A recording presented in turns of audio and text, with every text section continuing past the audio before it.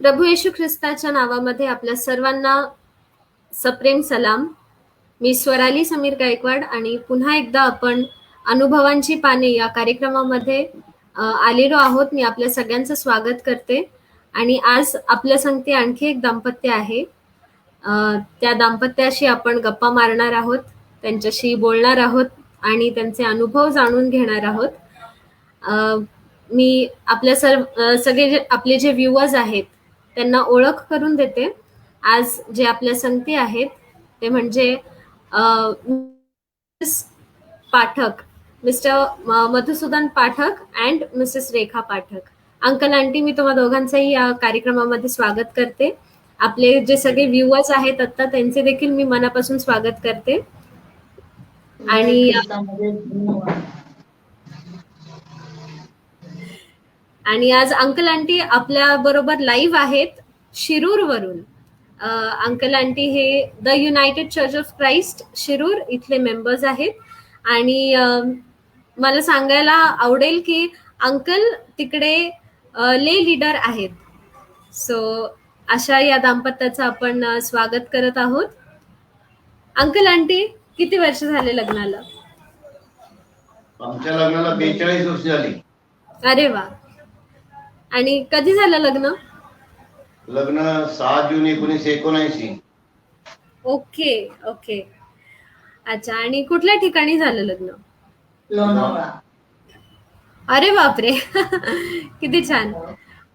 बरं. आणि कुठले म्हणजे कुठले पाळक होते तुमच्या लग्नाच्या वेळेस? कोणी लावून दिलं लग्न? रेव्हरंड निळकंठ नगरकर. अच्छा. बरं बरं, किती छान. ओके. अंकल आंटी, आपण म्हणजे लग्नाच्या नंतरचं जे आयुष्य आहे त्याबद्दल तर आपण बोलणारच आहोत, पण मला थोडंसं अलीकडे जायचंय आणि मला जाणून घ्यायला आवडेल की तुमच्या वेळेस कुटुंब पद्धती कशी होती, भावंडांमध्ये तुमचा कितवा नंबर होता आणि लग्नाच्या आधी काही तुमच्यावरती जबाबदारी वगैरे होती का, त्याबद्दल आम्हाला काही सांगा ना. तर प्रथम मी सांगतो. ओके. आम्ही 11 बहीण भावंड. त्याच्यामध्ये माझ्यापेक्षा मोठे 5 जण आणि माझ्यापेक्षा धाकटे 5 जण. ओके. आणि मध्ये मी होतो. तर माझे वडील वाराच्या आधी 3 बहिणींची लग्न झाली होती आणि बाकी 2 मोठे भाऊ आणि धाकटे 3 भाऊ आणि 2 बहिणी. या सर्वांची जबाबदारी माझ्यावर होती. त्यांचं शिक्षण वगैरे सगळं करण्याची. अच्छा. आणि आंटींकडे कसं होतं? आमच्या घरी आम्ही 6 बहीण भावंड आहोत. मी धरून 7. बर. आई वडील, अजून माझे 2 आत्या होत्या, माझे चुलती, असं आमचं एकत्र कुटुंब होतं. बरं बरं बरं. आणि मग आंटी, तुम्ही राहायला कुठे होतं, म्हणजे माहेर तुमचं कुठे होतं? आता सध्या म्हणजे लोणावळा आहे. लोणावळा. अच्छा. हो. बरं बरं. ओके. आणि लग्नाच्या आधी काही जबाबदारी? लग्नाच्या अगोदर जबाबदारी होती. माझी आई बाळणपणाला ती भायखळ्याला गेली माझ्या धाकट्या भावाच्या वेळेस. तेव्हा माझ्या आत्याचं पण पहिलंच बाळणपण होतं. या दोघांना ऍडमिट केलं होतं. आत्या कल्याणमध्ये ऍडमिट होती आणि आई भायखळ्याला होती. पप्पाची खूप तारांबळ होत होती घरात. आम्हाला कोणालाच काही करता येत नव्हतं, पण मी शिकले. आई कशी करायची हे बघत होते ना मी, तेव्हा मी वरण भात वगैरे कसं करायचं हे शिकले होते. तर मग मी ते आपल्या बहीण भावंडांना करून घालायचे. जबाबदारी होती ती माझी जबाबदारी होती. पप्पांनी आम्हाला सगळं सामान भरून दिलं आणि ते त्या दोघींकडे बघायला जायचे. दोघींकडे लक्ष ठेवायचं त्यांना ना. मग जे काही तुम्ही बघून शिकलात ते म्हणजे तुम्ही करायचा घरामध्ये? हो. अच्छा. ओके. आणि मग लग्न झालं, लग्नानंतर जबाबदारी अर्थात वाढतेच. तर मग कशी वाढली? काय काय झालं? म्हणजे कशा पद्धतीने जबाबदारीमध्ये बदल झाला? जबाबदारी म्हणजे माझ्यापेक्षा मोठे दीर, ते आमचं त्यांच्या अगोदर लग्न झालं, नंतर मग आमचं झालं. त्यांचं 28 मेला झालं, आमचं जून मध्ये झालं. ओ. तर ते सोलापूरला गेले फॅमिली घेऊन. तेव्हा ती जबाबदारी माझ्यावर पडली.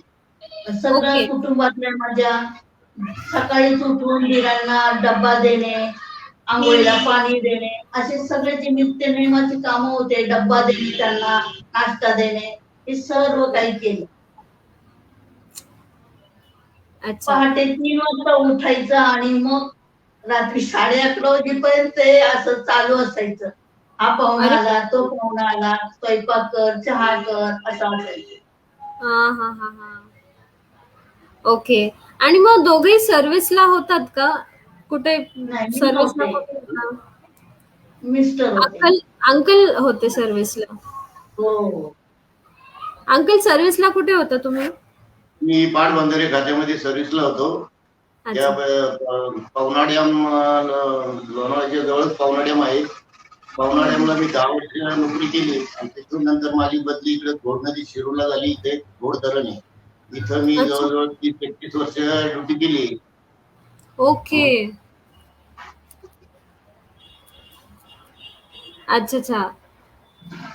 बरं अंकल आंटी, मला तुम्हाला असं विचारायचंय की नोकरी करत असताना, म्हणजे अर्थात अंकल नोकरी करत असताना आणि आंटी तर घर सांभाळत होत्या, पण मग संसार एवढा सांभाळायचा, नोकरी पण सांभाळायची, आणि हे कसं तुम्ही मॅनेज केलं अंकल?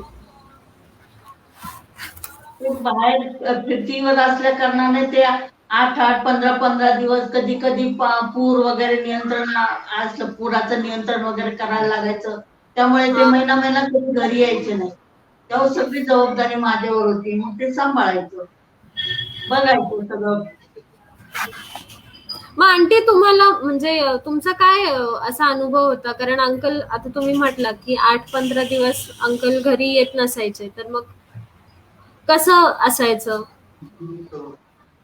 सगळं हिंदू, आता शेजारी पाजारी असायचे सगळे. फक्त आम्ही एकटंच कुटुंब ख्रिस्ती होतो. नंतर मग दुसरे आले. नंतर आमच्या घरात ते न्हावऱ्याचे 5 पाळक यायचे, गवई पाळक म्हणून. ते आठवड्याला यायचे, दर आठवड्याला यायचे प्रार्थनेला. मग आम्ही शिरूरला इथं चर्चला आलो. मग त्यांनी पत्ता काढला आणि मग चर्चला आलो आम्ही इथं शिरूर मध्ये. बरं. आता संसार म्हटला की अंकल आंटी चढ उतार त्याच्यामध्ये येतच असतात. सो चढ उतार आल्यानंतर तुम्ही कसे सामोरे गेला आणि कशा पद्धतीने तुम्ही ते सगळं हाताळलं, ते आम्हाला ऐकायला आवडेल. दोघांनी पण समजूतपणाने घेतलं.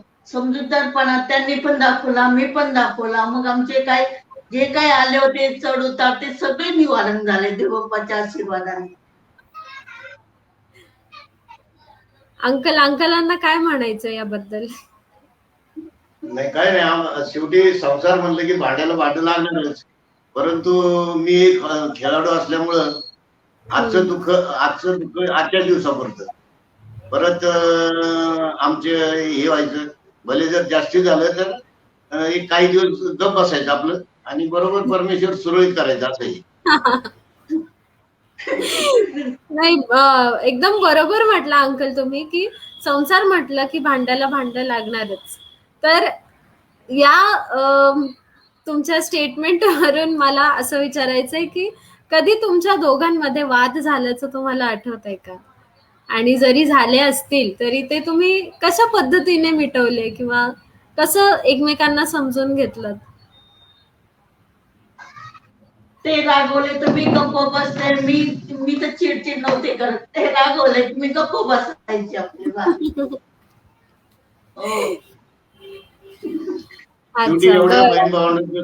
करताना माणूस थोडं चिडचिड होणारच थोडस. भावांना काय कमी पडलं, बहिणींना काय कमी पडलं तर किंवा काय थोडीशी चिडचिड होणार, पण नॉर्मल आपलं ती. बरं. अंकल आंटी एकमेकांच्या आवडी-निवडी बद्दल तुम्ही काय सांगाल? म्हणजे आंटी तुम्ही सांगा की अंकलांना काय आवडतं, मग अंकल सांगतील की आंटींना काय आवडतं. आम्हाला ते थोडंसं जाणून घ्यायला आवडेल आम्हाला. त्यांना आवडतं घरकाम केलेलं आवडतं. अशी नोकरी करणारी नाही पाहिजे, त्यांना नोकरी नाही करायला पाहिजे, सर्व्हिसला नको त्यांना. हे घर टापटीप ठेवणं, छान ठेवणं. हो, ह्याच्यावर स्वच्छता वगैरे, लेकरांची देखभाल करणे ह्याच्यात. अंकल आंटींना काय आवडतं सांगा बरं आम्हाला. मी माझी पत्नी अशी आहे की ती जेवण चांगल्या प्रकारे बनवते एकदम. म्हणजे तिचं सगळ्यात आवडतं खाणं बिर्याणी वगैरे. आणि तिने जे जेवण बनवलं, ती जी बिर्याणी बनवली, तिला लांब लांबून वांटेड होती, मुंबईवरून वांटेड होती, पुण्यावरून, किंवा आम्हाला बिर्याणी पाठवून दिलं अशी. परत खेकडी पकडायची, ते खेकडीची तरी पण बनवणार ती चांगली, कारण ती वेगळ्या पद्धतीने बनवावी लागते. तर ती सगळं व्यवस्थित करणार आणि डबे पॅक करून देणार ते असे. अरे वा. म्हणजे आंटींना बेसिकली आवडतो बनवणं, तयार करणं, असं कुकिंग. खूप आवडतं असं काही बनवायचं वगैरे. पण आता सुना आल्यात, आता सुना आता त्यांच्याकडे सगळं. मग तुम्ही बनवता की नाही ऑन डिमांड? हो. बरं बरं बरं. अंकल आंटी आता जेवणाचा इतका छान विषय निघाला, तर आंटी तुम्हाला आठवतं का की अंकलांनी तुमचं जेवणासाठी कौतुक केलंय, किंवा अंकल तुम्हाला आठवतं का की आंटींनी तुम्ही काहीतरी केलं म्हणून तुमचं कौतुक केलंय? आमचं काम हे घरात काय लागतं ते आणून द्यायचं आणि ती बनवणार एकदम, तर एक नंबरच बनवणार. त्यामुळे मग तिचं कौतुक साहजिकच होणार. आम्ही बनवलं की आम्ही म्हणणार A1 एकदम मस्त बनवलं. आणून द्यायची जबाबदारी आमच्याकडे, बनवायची जबाबदारी तिच्याकडे. नवऱ्याने स्तुती केली की दुसरी खुश होती. अगदी बरोबर. ते आलंच पाहिजे म्हणजे, हो की नाही? बरं बरं. अंकल आंटी मला तुम्हाला असं विचारायचंय की परमेश्वराचं जे वचन आहे, तर त्याबद्दल तुमचं काय मत आहे? परमेश्वराचं वचन म्हणजे माझ्या पावला करता दिवा. हो, परमेश्वराचे वचन आपल्या पावला करता दिवा आहे, आणि वचनाशिवाय जीवनच नाही माणसाचं. असं परमेश्वराचं वचन सत्य वचन आहे. अंधारात काळात त्याला प्रकाशित करणार वचन आहे. जे आपण ग्रहण केलं, त्याप्रमाणे आचरण केलं, तर आपल्याला ते वचनाचा अर्थ आणि सत्यता समजते. अगदी बरोबर. आणि याच सोबत मला तुम्हाला असंही विचारायचंय की तुमच्या दोघांचंही सर्वात आवडीचं वचन कुठलंय पवित्र शास्त्रामधलं? माझं वचन, मी व माझे घराणे तर परमेश्वराची सेवा करणार. सेवा 24:15. आणि दुसरं एक वचन आहे की म्हणजे तुझा हे अल्प असला तरी तुझा शेवट समृद्धीचा होईल. Iob 8:7. अच्छा. बरं. तरी तुझा शेवट समृद्धीचा होईल. Iob 8:7. अगदी अगदी किती छान. बरं आंटींनी पण सांगायचं त्यांचं आवडतं वचन. हो हो. स्तोत्र 56 याचा 13वं वचन, जीवनाच्या प्रकाशात मी देवासमोर चालावे. बरं आता याच सोबत तुम्हाला हेही सांगायचंय की तुम्हाला हे वचन का आवडतं? म्हणजे असं एक असतं ना की बाबा माझ्या आयुष्यात असा असा प्रसंग झाला म्हणून मला हे वचन माझ्या खूप जवळचं वाटतं, मला खूप आवडतं. तर तुम्हाला हे वचन का आवडतं? काही अनुभव? परमेश्वराचं वचन हे आपल्याला अंधारातून उजेडाकडे आणतो, आणि त्याचं जर आपण वाचत राहिलो, ते ग्रहण करत राहिलो, मग ते आपल्या अंतःकरणामध्ये बिंबवलं जातं आणि मग ते आपल्यामध्ये जी कृती व्हायला पाहिजे ती होती. देवाचं हे सत्य वचन आपण आचरणात आणायला पाहिजे आणि ते आचरणातून कृतीत आणायला पाहिजे. ते मला अगदी खूप अगदी आवडतं. हो. अगदी आणि मी बरोबर. हो. अंकिल आंटी, तुमच्या जीवनामध्ये प्रार्थनेचं काय महत्व आहे? प्रार्थनेचं खूप महत्व आहे, खूप मोठं महत्व आहे. मुले जेव्हा आजारी पडायचे, शेजारी पाजारी म्हणजे काय असायचे, काही सगळे विधर्मी असायचे, सगळेच धावून यायचे असे नाही. पण आपण जेव्हा माझे लेकरं आजारी पडले, बाहेर असायचे, बाहेर फिरतीवर असायचे, तेव्हा लेकरं आजारी पडले की रात्रीच्या वेळेस काय आपल्याला दवाखान्याची सोय नाही आणि एकटं माणूस कुठं जाऊ शकत नाही. त्यामुळे मग प्रार्थना करायची. आमच्या आई पप्पांनी पण सांगितलं होतं, प्रार्थना करायचं, काही किती संकट वाईट येऊ, फक्त देवाला मात्र सोडू नको. आणि तेच मी लक्षात ठेवलं. माझे लेकर आजारी पडायचे ना, तर मी ते पप्पाजवळ रडून रडून प्रार्थना करायची आणि मग त्यांना देवा आरामच द्यायचा, बरं वाटायचं त्यांना. तर माझं त्या विश्वासात वाढ होत गेली. अगदी. आंटी तुम्ही त्यामुळे मला हे वचन खूप आवडतं. वचन सगळेच चांगले, सगळेच परमेश्वराचे सगळे सत्यवचन सगळेच चांगले. आंटी तुम्ही एकदम इतक्या पटकन उत्तर दिलं की खरोखर आपल्या जीवनामध्ये प्रार्थनेचं खरंच किती महत्व असायला पाहिजे.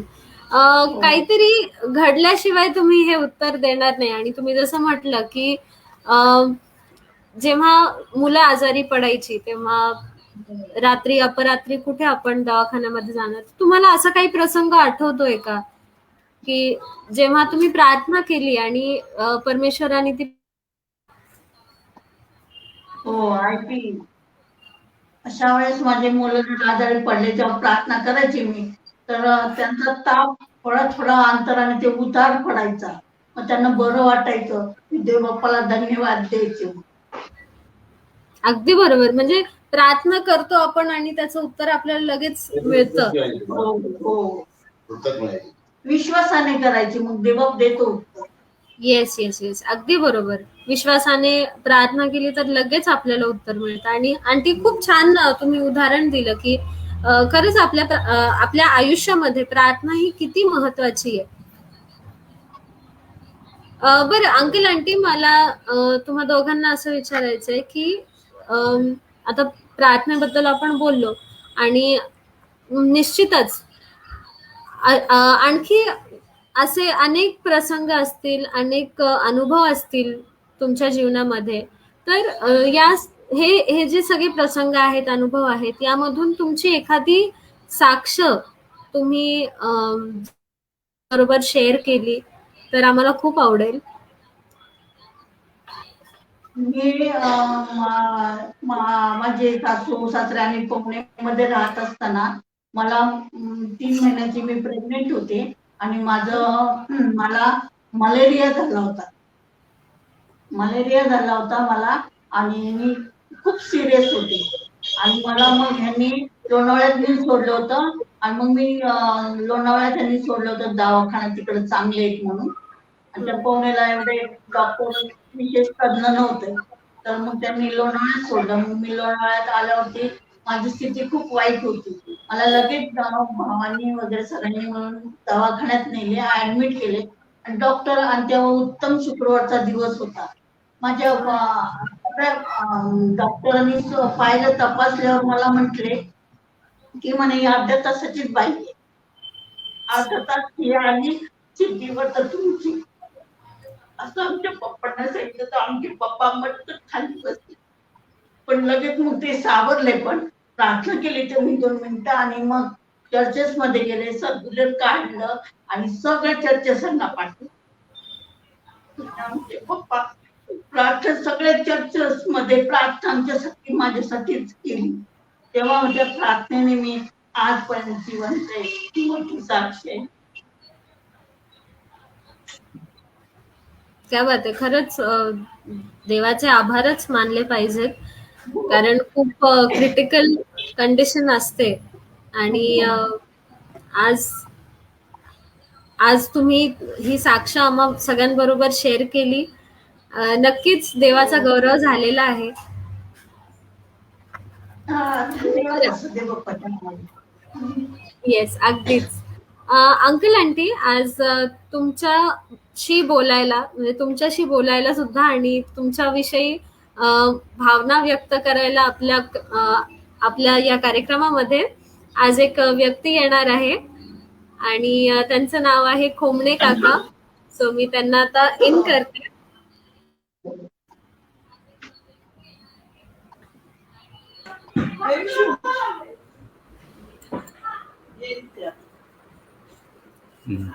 काका, तुमचं स्वागत आहे कार्यक्रमामध्ये.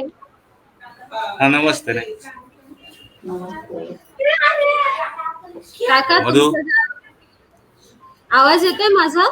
हो, आवाज येतो. ओके. काका, तुमच्या ज्या भावना आहेत त्या तुम्ही व्यक्त करू शकता. ओके. प्रथमतः आपल्यालाही नमस्कार. मधु, तुलाही नमस्कार. वहिनी साहेब, आपल्यालाही नमस्कार. आपली आता चर्चा ऐकली, उत्तम चर्चा झाली आपली. एक आता मला सांगायचे पाठक कुटुंबांच्या बद्दल. हे कुटुंब म्हणजे फार मोठं कुटुंब आहे. एकत्र म्हणजे हे 6 भाऊ आणि 5 बहिणी आणि त्यांच्यामध्ये मी 1972-71 साली म्हणजे समाविष्ट झाला असं म्हणलं तरी चालेल. आणि त्यासाठी मी त्यांचे तर आभारच आहे. त्यांचे मोठे भाऊ, लहान भाऊ, त्यांच्या मोठ्या बहिणी, त्यांच्या लहान बहिणी, त्यांचे आभारी आहे. दुसरं असं सांगायचं की यांच्याशी माझा संबंध कसा आला, या बाबतीत मी बऱ्याच वेळा सांगितलेलं आहे. मला वाटतं मधूचा जो 65वा जो एक वाढदिवस होता तो शिरूरच्या चर्चमध्ये झाला.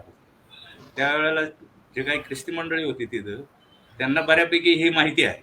म्हणजे तो मी अनुभव तिथंही सांगितलेला आहे, परत तोच मी आता सांगतो थोडक्यात. आणि मी म्हणजे 7वीमध्ये असताना 7वीची परीक्षा पास झालो आणि त्या पिरियड नंतर आमची आई आजारी झाली होती. आजारमध्ये ती वारली. त्याच्यानंतर आमची बहिणी वारली. ते असा प्रसंग झाल्यानंतर पवण्यानगरला आम्ही राहत होतो. आमचे वडीलही तिथं इरिगेशन डिपार्टमेंटला वॉचमन म्हणून काम करत होते. मधू तिथेही होता, पण त्यापर्यंत आमचा काही संबंध नव्हता तसा. नंतर ते आई वारल्यानंतर 1-2 दिवसांनी आमचे वडील आम्हाला काही न सांगता रात्रीचेच असं निघून गेले, म्हणजे सोडूनच गेलं. थोडं सकाळी उठल्यानंतर किंवा असं प्रसंग आला की बघतो तर घरामध्ये कोणीच नाही. आणि आम्ही म्हणजे गव्हर्नमेंटच्या क्वार्टर्समध्ये राहत होतो त्यावेळेला. सर्वांना होते, मधू वगैरे पाठक कुटुंब हे असं हे मोठं कुटुंब होतं. तोपर्यंत आमचा काही त्यांच्याशी एवढा म्हणजे संबंध एवढा नाही म्हणण्यापेक्षा संबंधच नव्हता. नंतर अशी ओळख झाली. मग आमचे थोडेसे वाढदिवस होते. गरिबी त्यांचीही होती, आमची होती. अर्थात मधूने त्याचा उल्लेख केला नाही, पण ह्या कुटुंबाने इतके हाल काढलेले आहेत हे मी बघितलेले. आणि पवनानगरच्या मध्ये वसाहतीमध्ये राहणारे सर्व लोकांना माहिती आहे म्हणजे कसं ह्या लोकांनी हाल काढले. आणि त्यावेळेला माझ्या मते बरं का, प्रत्येकाची परिस्थिती ही सर्वसाधारणच होती आणि असायची. कारण पैसा हा त्यावेळेला नसायचा, माणुसकी हा फार मोठा त्यावेळेला मिळायचा. प्रत्येकामध्ये माणुसकी असायची. आणि त्या माणुसकीच्या बाबतीत आणि परोपकाराच्या बाबतीत जर म्हणलं ना, तर पाठक कुटुंब यांची माझ्यामध्ये कोणी बरोबरी करणार नाही, असा माझा अनुभव आहे स्वतः. आणि तो खरा आहे, बऱ्यापैकी खराच आहे. त्याच्यानंतर मग आमचे दिवस इतके वाईट झाले. आम्हाला माझला तर राहण्यापासून थोडे म्हणजे प्रॉब्लेमच तयार होते. कुठं राहायचं इथूनच सुरुवात होती दुसऱ्या दिवशी. कारण हा अनुभव एवढ्या वयामध्ये येणं अवघड आहे ना, त्याचा अनुभव नाहीच आहे कधी. अचानक आल्यानंतर ते परिस्थिती अवघड झाली. ह्या परिस्थितीमध्ये आमचे ऋणानुबंध म्हणा पूर्वीचे काय असतील की त्या अनुषंगाने आमचे मधुबरोबर माझी ओळख झाली. आणि त्या ओळखीच्या ह्याच्यामध्ये त्यांनी आम्हाला म्हणजे मला घरी बोलवून त्यांच्या भावाप्रमाणे वागणूक दिली. त्यांच्या बहिणीने माझ्यावर बऱ्यापैकी केलं म्हणण्यापेक्षा आताही आहे. भावांचंही प्रेम तसंच आहे. आणि त्यांचे 6 भाऊ मध्ये मी एक भाऊ होतो. आणि त्यांच्या म्हणजे आतापर्यंत मी त्यांचे ते उपकार विसरलो नाही आणि विसरणारही नाही. तरी मी जे आज आहे, माझं शिक्षण जे त्याच्यानंतर जे झालं 7वीच्या नंतर मी 8वी पासून पूर्ण शिक्षण त्यांनी केलं. मला पूर्ण सगळं ए टू झेड सगळी मदत त्यांनी केली. आणि त्या मदतीमध्ये काहीही असं म्हणजे फरक जाणवला नाही, की बाबा हा दुसरा माणूस आहे, बाहेरचा आहे. हा अजूनही केलेला नाही आणि ह्याच्यापूर्वी तर झालाही नाही आणि अजूनही केलेलं नाही. प्रत्येक सणामध्ये म्हणजे ख्रिसमसला म्हणा, इतर कुठलाही त्यांच्या घरातला कार्यक्रम असू द्या, ते कधी मला म्हणजे असे विसरलेले नाही, अजूनपर्यंत तर नाही आणि मी त्यांना विसरत नाही. प्रत्येक कार्यक्रमात भाग घेतो, प्रत्येक सणावाराला भाग घेतो, प्रत्येक भावांच्याकडे आम्ही जातो. आणि ह्या लोकांची जी वृत्ती आहे ना, म्हणजे लोकांना मदत करण्याची, ते माझ्यामध्ये बरेच आमचे मित्र आहेत. बरेच मला आता मी गव्हर्नमेंटमध्ये कामाला होतो, मी भरपूर फिरलोय.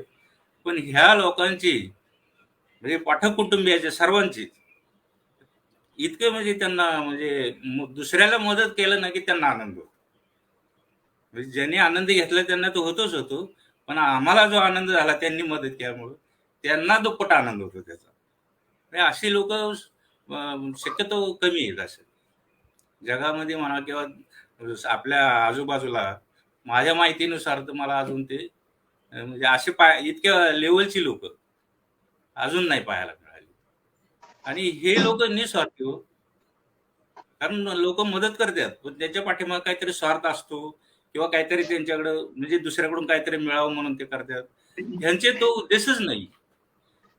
ह्यांना इतकं म्हणजे मी आता तुम्हाला सांगितलं काय की 9 लोक जे आम्ही 10 कुळ आणि ह्याला सर्व जे काय आहे ना ते आमची मम्मा होती, म्हणजे आई होती. आईला मम्मा म्हणायचे ते सगळे टोपण नावाने. तर त्या कॉलनीमध्ये त्यांना इतकं महत्व होतं ना, त्यांचं जर जेवण किंवा भाजी बनवली तर पूर्ण चाळीमधली लोक येणार, आवर्जून येणार आणि मम्माला म्हणा आम्हाला द्याच तुम्ही. आणि त्या द्यायच्या, इतक्या द्यायच्या ना की त्यांच्या मनी म्हणजे त्यांना माहितीच होतं, त्यांना माहिती होतं, लोकांना माहिती होतं. आणि ख्रिसमसच्या वेळेला तर अगदी येणारच लोक, फराळाला येणार. नाही आले तर त्या म्हणजे अगदी मधूला सांगणार किंवा 2 बहिणी होत्या त्यांना सांगणार, पुष्पा म्हणून येते, उज्ज्वला म्हणून होते, त्यांना सांगणार तुम्ही न्या, ते ताट नेऊन द्या. म्हणजे इतकं त्यांचं माणुसकीचं जे दर्शन सर्वांना मिळते पाहायला मिळालं. पण ते दैवयोग त्या जास्त नाही, जितक्या दिवस राहिल्या तितक्या दिवस त्या चांगल्याच होत्या. पण त्यांना मात्र विसरता कामा नये. त्यांना तर मनापासून प्रणाम आहे आमच्या सर्वांचा. आणि त्यांच्यामुळे ही जी पिढी आहे ना पुढे वाढली गेली. आणि आता त्यांचे संस्कार म्हणा आणि त्याच्यानंतर मधूचे संस्कार म्हणा. मधूने मग असे सांगितलंच की जे काय मोठे भाऊ होते, छोट्या बहिणी भाऊ आणि हा मधला होता. तर हा जो आताचा जो म्हणजे वृक्ष वाढलेला आहे मोठा, त्याला बऱ्यापैकी याचं सहकार्य ह्याच्याचमुळे वाढलेलं असं म्हणायला काही हरकत नाही. बाकीचे होतेच, सगळ्यांनीच केलं काम. आणि कामं म्हणजे एवढंच आहे की सगळे कामं करायची, सगळे मामाकडे पैसे आणून देणार. म्हणजे त्या शाळेत शिकताना सुद्धा सगळ्यांनी कामं केली. इतकी त्यांची म्हणजे परिस्थिती त्यांची म्हणजे आमची पण. आणि ते सर्व असा इतर सर्व जे काही नियोजन आहे घरातलं ते सर्व मधू करणार. आणि त्यांचं म्हणजे कसं आहे, त्यांनी काय केलं, ज्यांनी त्यांनी आपले आपले अधिकार ठेवले. म्हणजे मम्माने त्यांचे अधिकार आईचे अधिकार म्हणजे वडिलांचे असे दोन्ही त्यांनी केले. त्यांच्यानंतर मुलांनी त्यांचे अधिकार, त्यांचे ते जे काय ते आईचे पालन करणे, शब्दाचे ते बाहेर न जाणे, मधूचं ऐकणं. मधूच्या नंतर बाकीच्यांनी ह्यांनी सुद्धा कधी त्यांना असा विरोध केला नाही. असं तर मला कधी जाणवलं नाही. मी त्यांच्या घरी 4 वर्ष होतो, 4 किंवा 5 वर्ष आणि आताही आहे.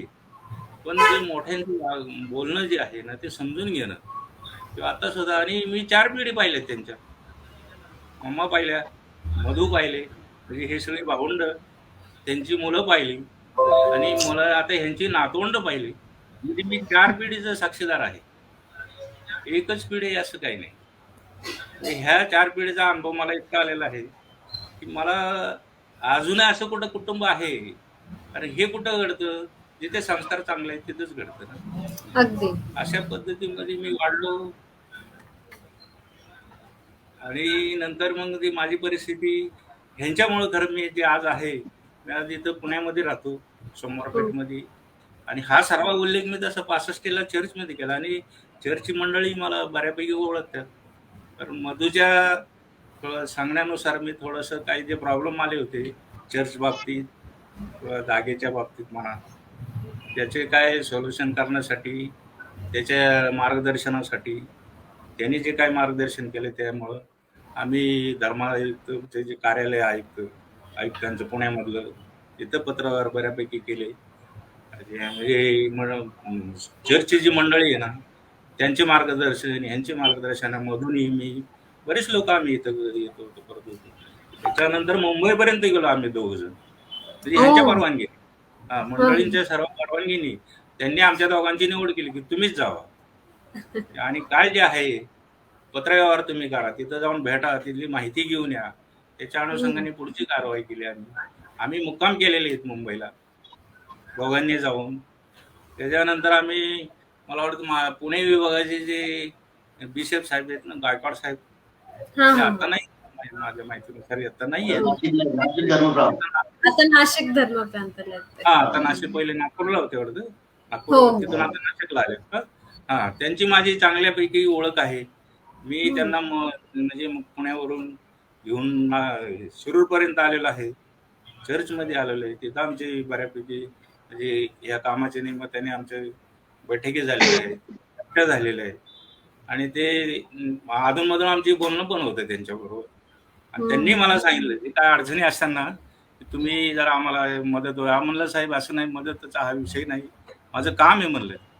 कारण मी आज जे मला थोडंफार ज्ञान त्या पाठक कुटुंबामुळे आलेले ते मी त्यांनाही सांगितलं स्पष्टपणे. ठीक आहे म्हणलं, तरी पण काय आहे म्हणलं, कधीही रात्रीचं सांगा, रात्री सांगा, दिवसा कधीही मला तुम्ही सांगा, माझ्या ज्ञानानुसार जर मला करता आला तर मी करू शकतो. म्हणजे अशापर्यंत झालेलं आहे.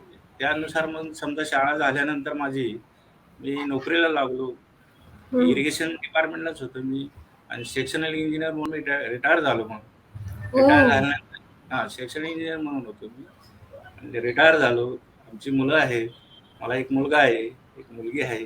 मुलगा आहे आमचा MSCB मध्ये डेप्युटी इंजिनियर म्हणून आहे आता, त्याची आपण पुण्यामध्येच आहे.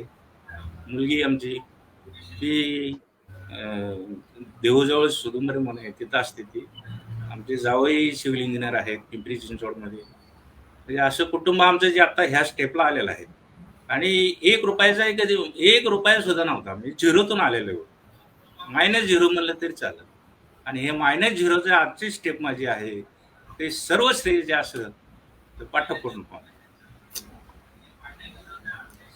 क्या बात आहे अंकल, खूप आम्हाला छान वाटलं. आणि तुम्ही अंकलांच्या मम्मी यांच्याबद्दल देखील बोललात, सो त्या आठवणी आम्हाला ऐकून पण खूप छान वाटलं. आणि मला खात्री आहे की अंकलांना देखील आवडलं असेल आज त्या चांगल्या दिवशी. आज अंकल मी आहेत त्यांच्याबद्दल देखील आपण बोललो.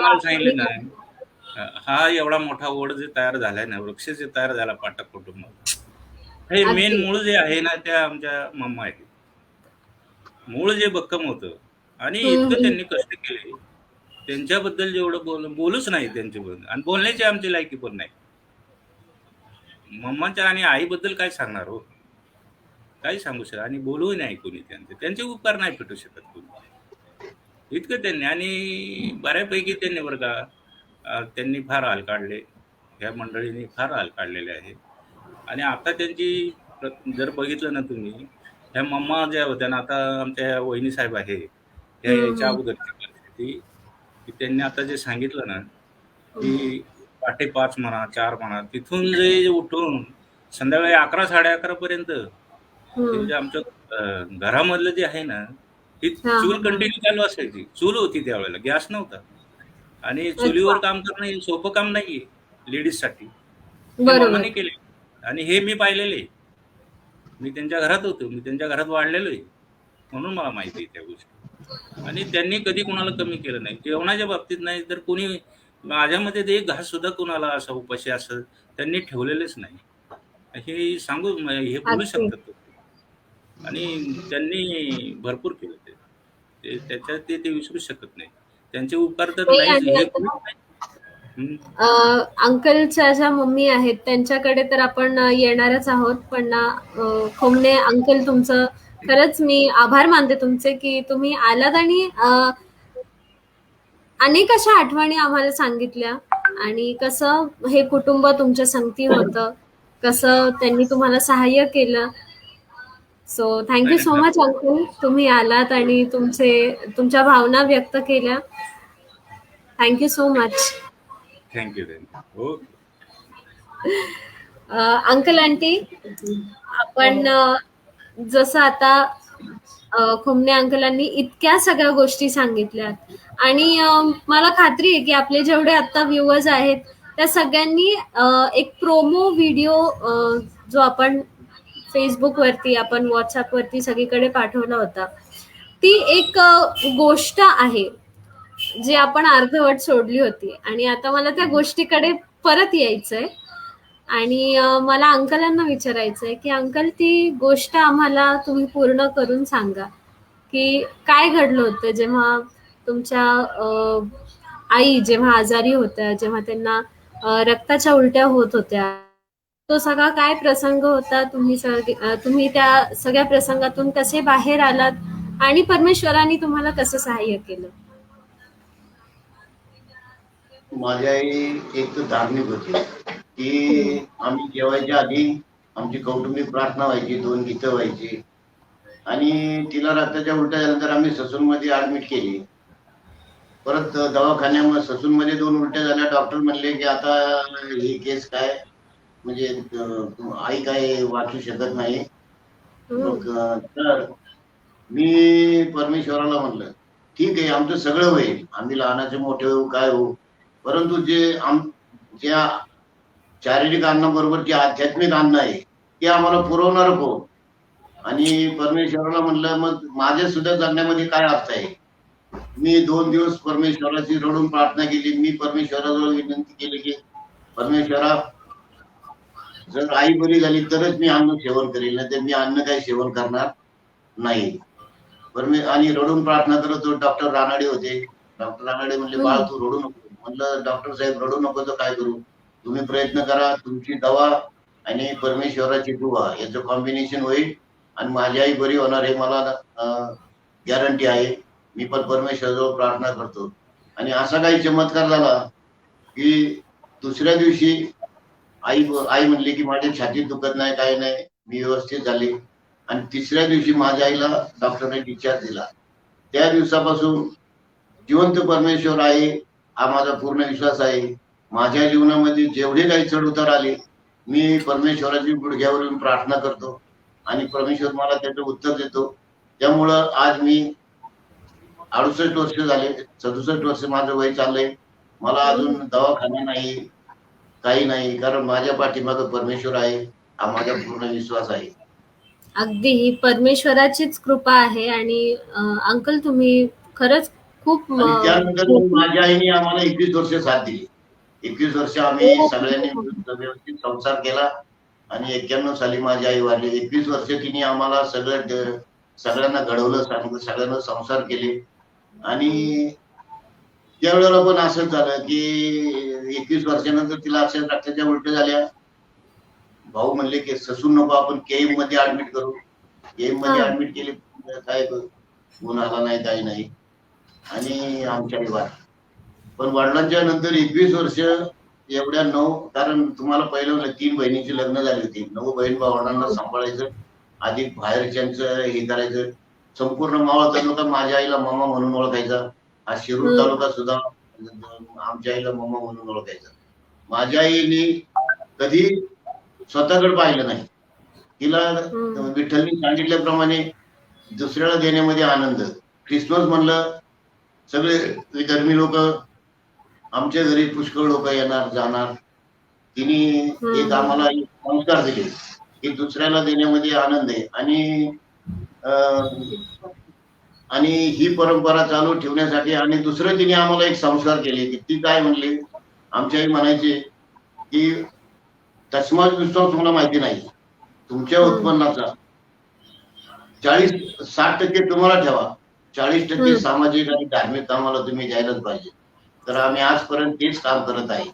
आमचे 60% मध्ये संसार चालतो आणि 40% आम्ही धार्मिक आणि सामाजिक कार्याला वापरतो. आणि आम्हाला पैसा तर पाहिजे, पैशाशिवाय जग चालत नाही. परंतु पैसा हा गरजेपुरता पाहिजे. गरजेपुरता पैसा असला तिथं आनंद आहे. शेवटी असं म्हणलेलं आहे की स्वराली की माणसाने म्हणलेलं आहे की तू म्हणशील पैसा अडका हा इथंच राहील सडका, गेल्यावरती आपल्यासाठी मातीचा एक खड्डा आहे. आपण म्हणतो घर, तू म्हणशील घरदार हे इथंच राहील सारं, मेल्यावरती आपलं घर कब्रस्तान मध्ये गावाच्या बाहेर आहे. त्यामुळं पहिलं माणसाने जर माणूस स्वतः आनंदित असला तो समाजाची सेवा करू शकतो. जर स्वतः आनंदित अगदी नसेल बरोबर. तर त्याच्यातून समाजाची सेवाच होणार नाही. आणि हे सामाजिक कार्य, मी एक ह्या भागातला एक छोटासा सामाजिक कार्यकर्ता आहे. या भागामध्ये मला अण्णा हजारांनी, गोविंदभाई श्राफ, मोहन धारिया, अजितदादा पवार अशा लोकांनी एक उत्कृष्ट सामाजिक कार्यकर्ता, परत एक उत्कृष्ट संघटक म्हणून दिल्ली गव्हर्नमेंटने माझा गौरव केलेला आहे. वा वा वा, क्या बात आहे. किती छान अंकल, आम्हाला खूप छान वाटलं. आणि एक गोष्ट तुम्ही जे आता बोललात त्याच्यावरून खरंच घेण्यासारखी आहे की आज जगामध्ये इतके लोक आहेत की ज्यांना एक वेळचं सुद्धा जेवायला मिळत नाही, ज्यांच्याकडे कपडे नाहीयेत, असे असे अनेक अनेक लोक आहेत की ज्यांना खरंच गरज आहे.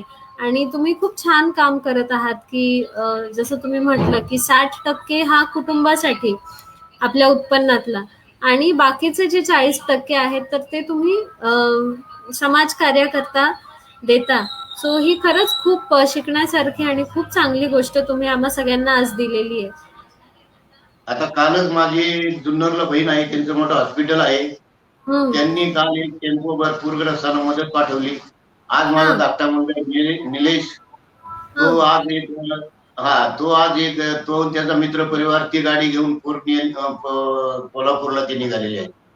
म्हणजे आपल्या इथे ब्लड कधी चेंज होत नाही, ब्लड चेंज होत नाही. आईचं जे वडिलांचं जे ब्लड होतं समाजाच्या उपयोगी पडणे, आमचं ब्लड तेच आहे. म्हणून मी म्हणलेले आहे की मी किंवा माझ्या घराने परमेश्वराची सेवा करणार. ही एक परमेश्वराची सेवा आहे. अगदी बरोबर अंकल. अंकल पुढे जाऊयात आपण. आणि मला तुम्हाला असं विचारायचंय की सहजीवनाचा इतका मोठा प्रवास हा तुम्ही दोघांनी एकत्र केलेला आहे. सो आज तुम्हा दोघांना एकमेकांबद्दल काय वाटतं, काय भावना आहेत एकमेकांबद्दल? आपुलकी, प्रेम, वात्सल्य हेच आहे आमच्या दोघांमध्ये. आम्ही कुठं फुगलो तरी आमचं प्रेम आहे. ते नाही आले की मी फोन करते किंवा मी रुसले असेल तर मग ते फोन करून विचारपूस करतात, रुसवा गेला का. असल्यानंतर माणूस सामाजिक कार्य करू शकत नाही ना. मला जर घरचं टेन्शन असल्यानंतर बाहेरचं कार्यच होऊ शकणार नाही त्याचं. त्यामुळं समजून राखायला पाहिजे. जरी काय झालं तर तिथल्या तिथे विषय सोडून द्यायचा. म्हणून आजपर्यंत आम्ही इथपर्यंत आहे असं आहे. किती छान. बरं अंकल आंटी, मगाशी आपण कुटुंब पद्धतीबद्दल बोलत होतो आणि आपण जाणून घेतलं की तुमचं लग्न व्हायच्या आधी तर तेव्हा म्हणजे तुमची कुटुंब पद्धती कशी होती. आज तशी कुटुंब पद्धती पाहायला मिळत नाही.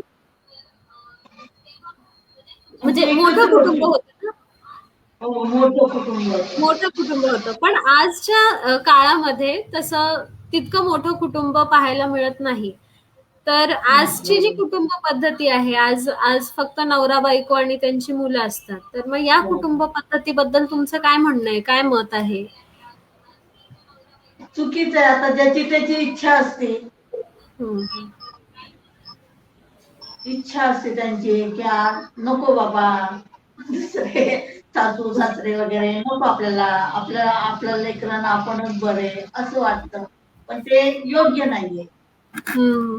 जेवढे एकत्र कुटुंब पद्धती आहे तेवढ्यामध्ये आपण जर आजारी पडलो, काही वेळ प्रसंग आला तर ती व्यक्ती आपल्याला मदत करते, आपल्या घरातली. मोठी मोठी जबाबदार व्यक्ती म्हणून ती आपल्याकडं लक्ष देऊ शकते, बघते, सगळं काही करते ती. अगदी बरोबर. म्हणून मोठं कुटुंब असणं हे केव्हाही चांगलं आहे, हो की नाही? असं 10 लाकडं एकत्र बांधल्यानंतर मुळी होती तयार, ती काय मोडली जात नाही. 1 लाकूड लगेच मोडतो ना. हे दोघं जण पळून पळून किती पाळणार, दोघं पती पत्नी किती पाळणार, यांना कोणातरी साथ पाहिजे ना. असं आहे. अगदी अंकल, एकदम बरोबर बोललात तुम्ही. आमची मात्र एकत्र कुटुंब आहे. अजून आमच्या 2 सुना, आम्ही एकत्र मुलं, आहे. आम्ही एकत्रच आहोत. आमचे सुना वगैरे सगळे बसलेले खूप चांगलं आहे. दोन्ही सर्व्हिसला आहेत माझ्या सुना, मुलं पण आहेत. किती छान. एक आशीर्वादित कुटुंब. एकत्र कुटुंब असणं खरंच, म्हणजे जसं तुम्ही म्हटलं की काही प्रॉब्लेम आला, काही अडचण आली तर सगळे असतात मदतीला. बरं अंकल आंटी, एक सेन्सिटिव्ह प्रश्न मला तुम्हाला दोघांनाही विचारायचा आहे. जे नवविवाहित दाम्पत्य आहेत किंवा जे असे देखील दाम्पत्य आहेत की जे सेपरेट होणार आहेत, ज्यांच्यामध्ये भांडणं आहेत, वाद आहेत, तर अशा दाम्पत्यांना तुम्ही काय मोलाचा सल्ला द्याल? कशावरून भांडणं झालं, काय कशावरून भांडणं उत्पन्न होतात ते मूळ शोधायचं. आणि मग त्याचा नवरा जर आपल्यावर चिडला असेल, रागवला असेल आणि तो शेवटची भूमिका, शेवटचं टोक जर गाठत असेल तर आपण नम्र व्हावा, लीन व्हावा आणि म्हणावा क्षमा कर, चुकलं माझं, क्षमा मागायची, तजवीज करायची, दोघांनी पण आपल्या तडजोडी करायच्या. एकदम शेवटचं टोक गाठू नये. आणि घटस्फोट आणि हे सोडचिठ्ठी वगैरे हे काही योग्य नाही. शेवटी दोघांची समाजामध्ये किंमत शून्य होती. या स्त्रीकडे पण पाहणारा जगाचा दृष्टिकोन वेगळा होतो, याला पण पत्नी नसल्यामुळं याच्याकडे पण पाहण्याचा दृष्टिकोन वेगळा होतो. आणि मग दोघांचं जीवन म्हणजे एकदम लाईफ बिघडून जातं दोघांचं. त्यामुळे हे किती वादविवाद हो, हे जरा थोडं शांत बसलं ना. माझा तर अनुभव आहे, 8 दिवस शांत बसा, लगेच काय तुम्ही एकमेकाच्या तोंडी लागू नका. 8 दिवस शांत बसले ना, बरोबर मार्ग निघतो. असं आहे, शांत राहणं गरजेचं आहे. अगदी अगदी बरोबर. जेव्हा म्हणजे भांडणं होतं तर काही न बोलता थोडासा वेळ देणं हे सगळ्यात महत्वाचं आहे. त्याच्यातून मार्ग निघतो, कारण शब्दाने शब्द वाढतच राहतो ना. अगदी बरोबर, अगदी बरोबर. अंकल, खूप छान तुम्ही, अंकल आंटी तुम्ही दोघांनी खूप छान सल्ला दिलेला आहे. आणि निश्चित या सल्ल्याचा ज्यांना खरंच गरज आहे त्यांना उपयोग हो. आणि आता आपण पटकन एक रॅपिड फायर राऊंड घेणार आहोत. सो रॅपिड फायर म्हणजे तुम्हाला पटकन उत्तर द्यायचंय, जे तुमच्या मनामध्ये पहिलं येईल ते तुम्हाला उत्तर द्यायचंय. ठीक आहे? सो मी अंकलांना आधी विचारते, मग मी आंटींकडे येते. सो पटकन तुम्हाला 10 सेकंदाच्या आत हे उत्तर द्यायचंय मला. ठीक आहे? रेडी आहात दोघंही? बरं. पहिल्यांदा अंकलांना विचारते, मग आंटी मी तुमच्याकडे येते. ओके? ठीक आहे. अंकल आंटींचा सगळ्यात आवडता रंग, सगळ्यात जास्त आवडणारा रंग? आता जी साडी घातली ती. पण कुठला? 3 रंग आहेत. आम्हाला कसं कळणार? Paint colour, pink colour. Pink. अरे वा वा. बरं बरं अंकल, दुसरा प्रश्न आता पटकन सांगायचंय. आंटींचा आवडता खाद्यपदार्थ? बिर्याणी. अरे वा. बरं, तिसरा प्रश्न, आंटींचं आवडतं गाणं? नेहमी गीत, उपासना संगीत मध्ये गीत हे करत असते. हो, पण एक असतं ना असं एकदम फेवरेट, आपलं सगळ्यात जास्त आवडणार तिचं गीत आहे, आज का दिन यहोवा ने बनाया हम उसमें आनंदित है. वा वा वा, किती छान. बरं, चौथा प्रश्न आता. आंटींचं आवडतं पुस्तक किंवा आवडता लेखक?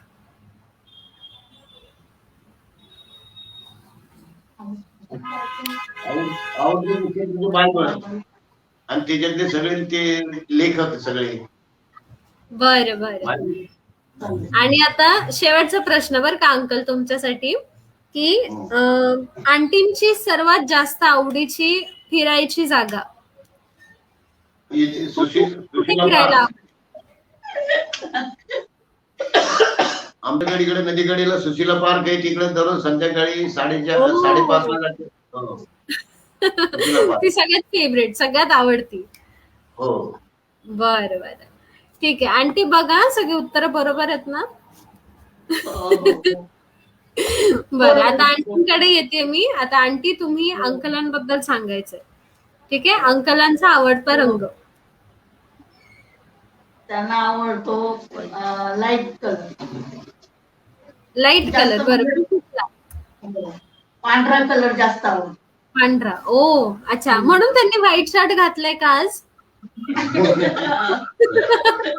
तुम्ही दोघांनी तुमच्या आवडीचे कलर्स घातलेत आज. बरं आंटी, दुसरा प्रश्न, अंकलांचा आवडता खाद्यपदार्थ. त्यांनाही गोड खूप आवडतो. गोड पदार्थ खूप आवडतात त्यांना.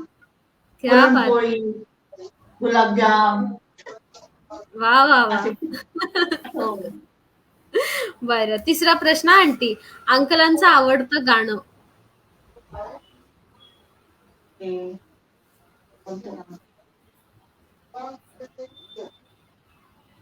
त्यांना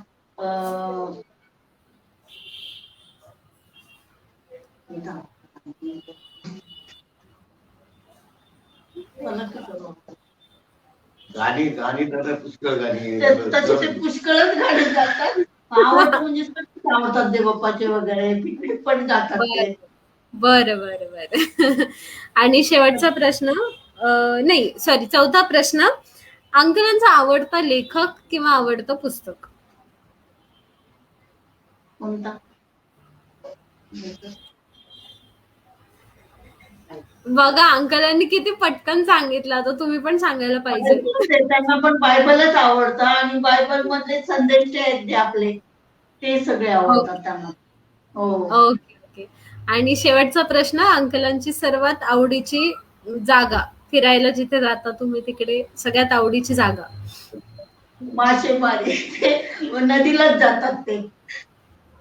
छंद आहे माझा, छंद आहे. मासे पण पकडतो, माणसं पण पकडतो, दोन्ही आम्हाला छंद आहे. वा वा वा, किती छान. बर, आता आपण मुलाखतीच्या शेवटाकडे आलेलो आहोत आणि एक तुम्हा दोघांनाही रिक्वेस्ट करायची आहे मला, की तुम्ही दोघांनी उखाणा घ्यायचाय. चला, कोण घेणार आहे पहिल्यांदा? मी घेते. बरं आंटी.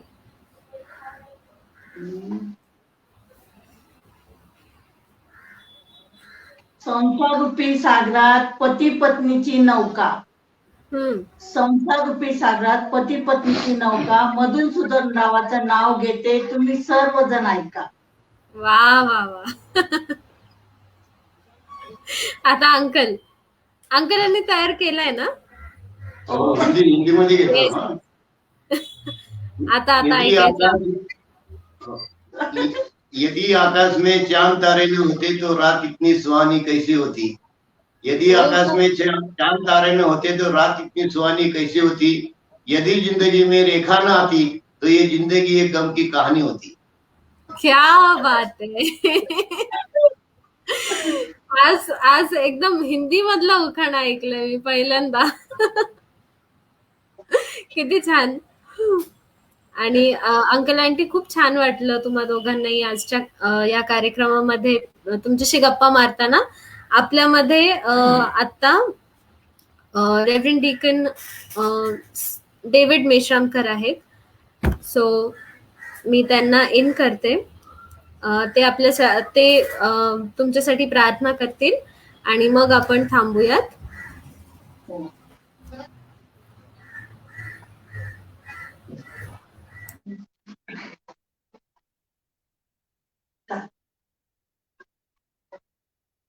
गोट्या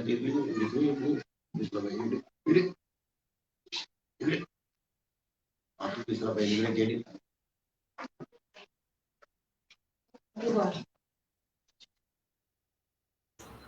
मला वाटतंय त्यांचा डिव्हाइसचा काहीतरी प्रॉब्लेम आहे.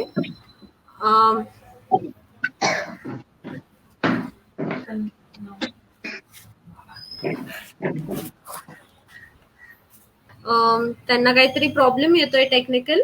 हरकत नाही. मी रेव्हरंड डीकन समीर गायकवाड यांना विनंती करते की ते तुमच्यासाठी प्रार्थना करतील आणि मग आपण एक छोटासा एकदम आभार प्रदर्शन करूया आणि मग आपण थांबूया.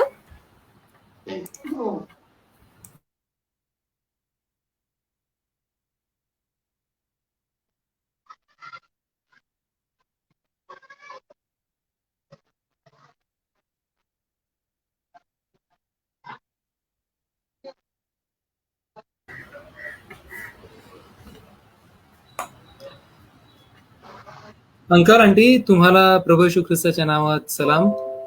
आणि मुलाखत मी आता बघितली, सगळ्या अगदी सुरुवातीपासून मुलाखत बघितली. खोमणे अंकलांचं तुमच्याबद्दलचं मनोगत देखील ऐकलं, पाहिलं आणि खूप छान वाटलं.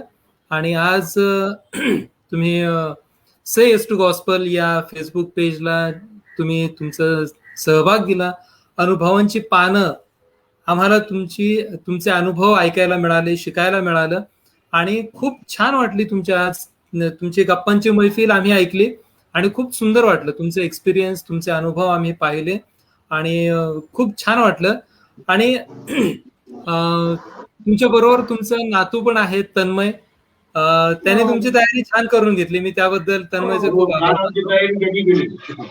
येस खूप छान तयारी करून घेतली तन्मय. आणि मला असं वाटतं की पुढे या गोष्टी तू शिकाव्यास आणि अशाच पद्धतीने हळूहळू शिकत जायचं पुढे, नाही का? खूप सुंदर.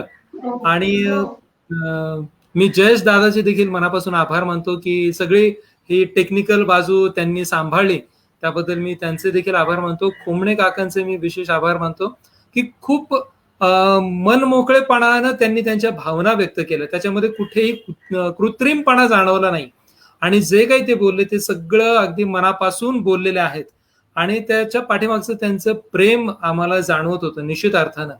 आणि त्याबद्दल खरंच परमेश्वराचे आभार की इतके चांगले सहकारी आणि इतके चांगले बंधू आपल्या बरोबर आहेत आणि त्यांच्या कुटुंबाला देखील परमेश्वर निश्चित अर्थानं परमेश्वरानं आशीर्वादित केलेला आहे.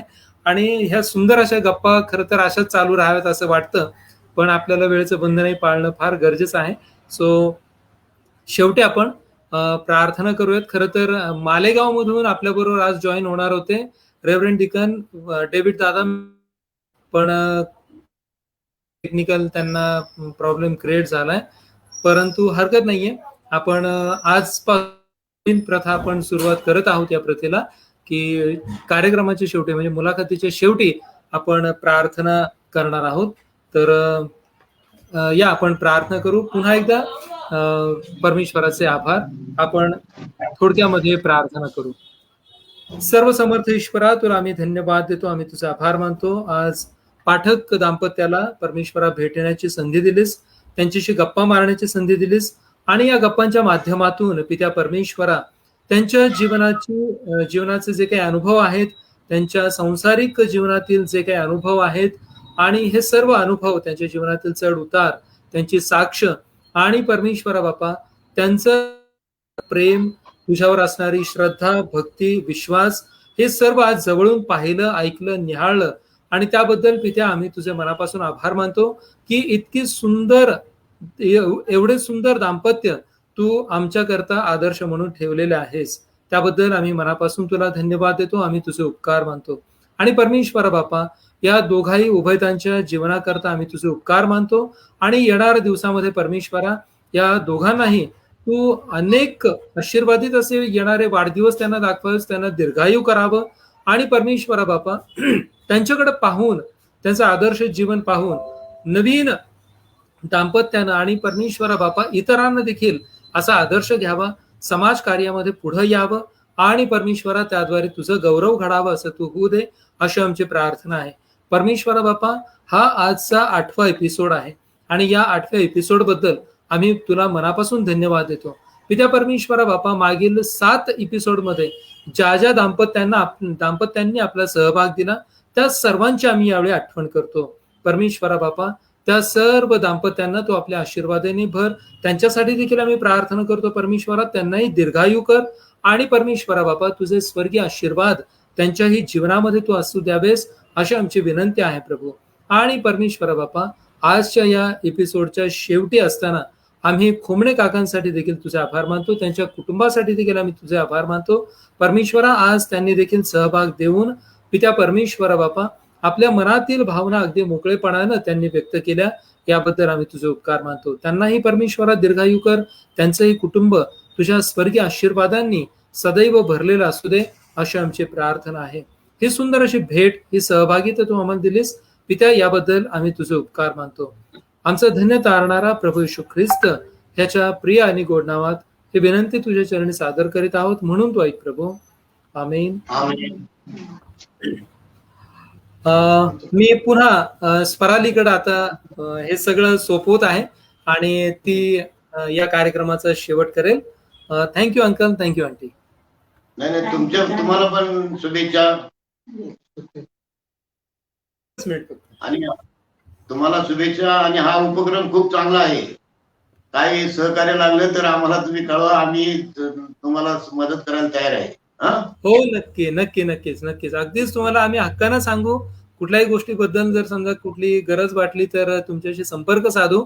आणि एकच रिक्वेस्ट आहे की जशी आज तुम्ही ज्या छान पद्धतीनं आपण गप्पा मारल्या, तर तुमच्या ओळखीतले अजून काही तुम्हाला वाटतील अशी छान दाम्पत्यांची नावं आम्हाला पाठवा. आपण त्यांना देखील फेसबुक पेजच्या माध्यमातून त्यांना आमंत्रित करू आणि त्यांचे देखील अनुभव आपण समाजाच्या उन्नती करता आपण फेसबुकच्या माध्यमातून पुढे आणू आणि एक चांगला सुदृढ आणि सकस असा समाज आणि चांगले विचार देण्याचा प्रयत्न आपण करणार आहोत. एक सुदृढ समाज निर्माण होण्याकरता पॉझिटिव्ह ऍटिट्यूड किंवा सकारात्मकता आपण देण्याचा या माध्यमातून प्रयत्न करणार आहोत. त्याबद्दल मी मनापासून तुमचे आभार मानतो आणि एकच विनंती करेन की या कार्यक्रमाकरता आपल्या प्रार्थनेमध्ये निश्चित आठवण ठेवत जा. Thank you so much.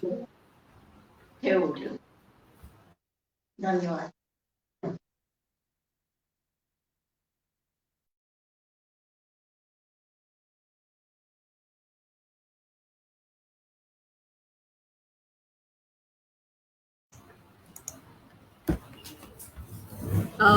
प्रियांनो, आपण आज पाठक कुटुंबाला भेटलो, पाठक दाम्पत्याला भेटलो. पुढच्या शनिवारी देखील आपण एका दाम्पत्याला भेटणार आहोत. तुम्ही आमच्या फेसबुक पेजला लाईक करा आणि तुम्हाला सगळे अपडेट्स मिळतील.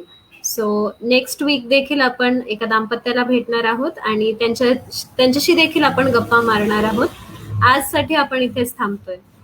Take care.